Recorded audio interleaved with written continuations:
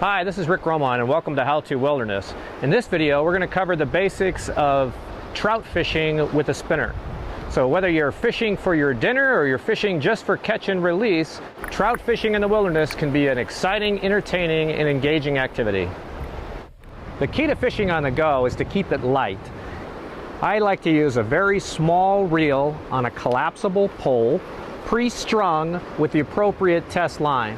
For trout fishing and light streams like this, I prefer a 4-pound test. If you're a beginner or if you're worried about snags and the line breaking, you might go as high as a 6-pound test. Because you're going to be traveling light, you don't want to carry a whole lot of gear. I carry a very compact tackle box. In it, I have a stringer. I have a couple of MEPS lures, spinning lures. Probably carry a silver and a gold, and I also carry some extra snap swivels. The key is to keep it very simple and very light. If you plan on cooking and eating your catch, and local law allows, you might want to leave the barbs on the hook. That'll certainly make it easier to catch the fish and less likely for the fish to get away. If, however, you're going to be doing catch and release, you might want to consider pinching the barbs.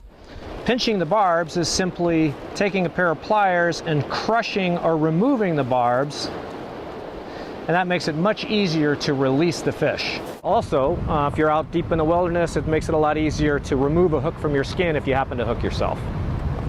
Now that you have the basic gear figured out, it's time to find the fish. There are plenty of resources that list great places to fish, but just make sure the information you're looking at is current. There are certain areas where there are books and websites that describe great fishing that no longer have fish. In life, first impressions are very important.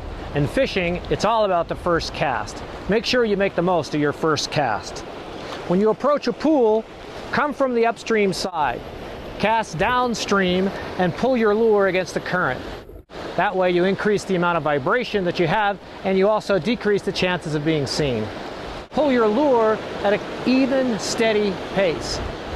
If you're not feeling vibration on your lure, chances are you're pulling too slowly, or the lure has hooked itself on its own line.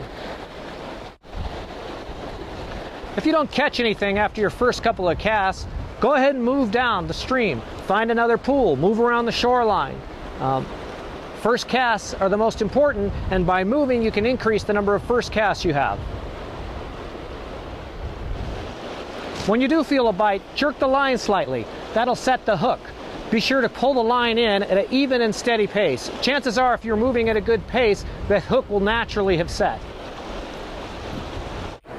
Chances are in the wilderness you'll not be carrying a net. Bring the fish to the shoreline and don't be afraid to get in the water. Wet your hands before handling the fish to decrease the amount of protective oil you remove. If you plan to keep the fish, make sure you have a stringer ready and don't lose it. If you're going to release it, however, remove the hook quickly.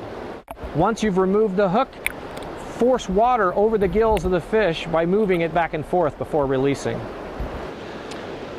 In this video, we've covered how to trout fish with a spinning lure in the wilderness. In another video, we'll show you how to go ahead and clean and cook that fish. In the meantime, remember, do it in the wilderness. We'll show you how.